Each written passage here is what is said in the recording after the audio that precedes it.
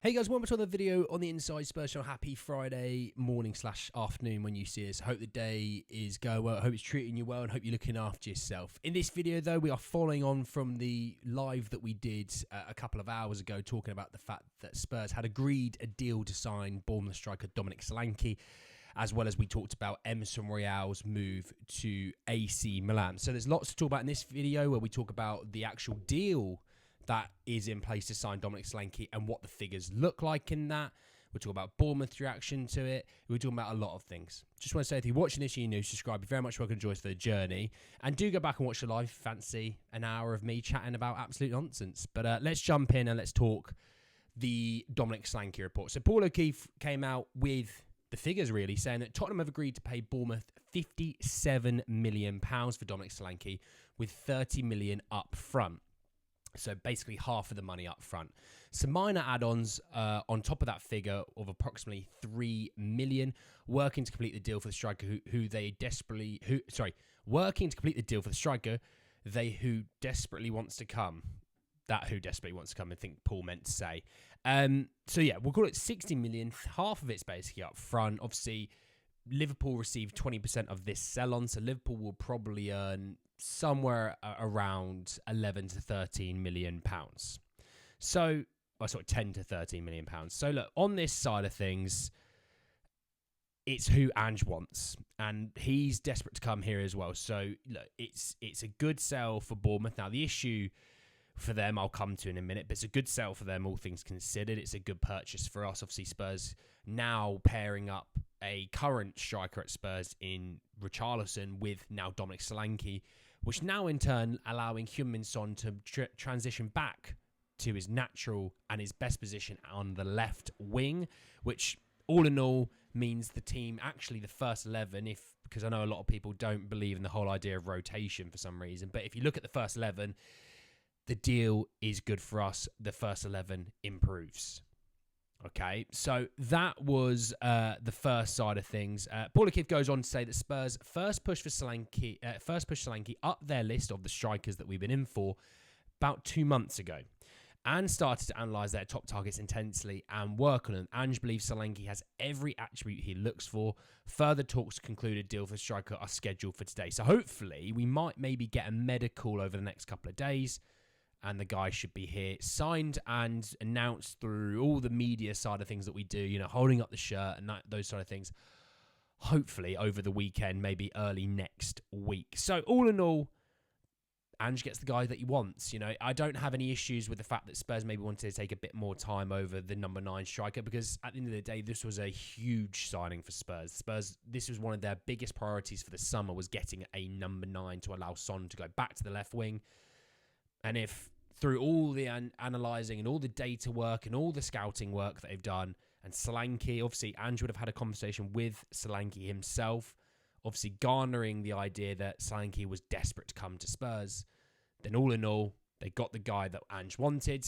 Yes, maybe it took a little bit longer than we wanted, but it's here, it's done, and it's done before the season as well. So there's another thing that you take out of that, okay? To give you an idea of what happens with Bournemouth side of things, supposedly, according to Ryan Taylor, there is some frustration in Bournemouth's quarters that Spurs have waited all summer to formalise their interest in Solanke, particularly given that the 2024-2025 season kicks off in just 1 week's time. I totally get why they're annoyed. I totally get it. Obviously, now they've got a week until the season. Bournemouth are going to be very active over the next... I wouldn't be surprised if Bournemouth sign a couple of players over the next week or so. And look, it sucks in that regard that the deal happened so late, but obviously they make so much good money out of this deal. They make a big profit on him. And it's like when you sell a big name player, or you sell a player for big money at a club, Spurs did it. It's not just like I'm going to say, it's teams lower down, but Spurs did it. West Ham have done it, You gain this big amount of money, you then can stack out the rest of the squad in a better way. That if, for example, maybe your next striker doesn't score 19 like he did, maybe he scores 12, you've lost 7 goals, well, the rest of the team had been stacked out to either keep more goals out or to get more goals through a committee. So, all in all, it's not the end of the world for him. I still think Bournemouth will be fine this season. They've got a manager who really gets them playing. I think they'll be fine. And to finish off with Emerson Royale news, obviously I did a live, but the live was a long one. So this is more of a snippet video for anyone who can't really stomach that kind of thing. Fabrizio Romano, Emerson Royale to AC Milan, here we go, confirmed. Deal in place of a total package in excess of 15 million euros from Spurs. Agreement with Emerson reached in May as he only wanted Milan despite 4 to 5 proposals. The travel being planned as Emerson leaves Spurs and joins Milan's project. And I gave you, in the live, I gave you my thoughts for this, but I'll give it to you here. This is a great move for Emerson. He gets Champions League football next year. He gets to go to a league that I think suits him more than the Premier League. I think he'll do very well at AC Milan. It's a lovely city. The food's better. The weather's better. You know, the San Siro is a magnificent stadium. I've been to Milan. I've been to the San Siro. I've done all the things there. It's a great city. He's going to love it. Brazilians normally do quite well in Milan as well. That's the other thing you'd say. But in regards for AC Milan, it's not an expensive deal for a guy in his mid-20s who I think is going to flourish in the Serie A. You know, this is a guy who, no matter who you are, the one thing we can agree on, he can defend. That's not his issue. Defending, he's great. I think he's a really good defender. The fact he can, makeshift give you centre-back minutes if you need, but he will play as a right-back for Milan. They obviously on the left-hand side have Teo Hernandez who bombs forward, so they'll probably more shift him into a back three as Teo Hernandez bombs forwards, and that role would suit him to the absolute ground. He did have interest from other clubs. We know that. We know about Saudi's interest. That's not shocking. But all in all, it's a good move for him. And for Spurs, we were right not to take the first offer of 8 million. We got a deal for about double that.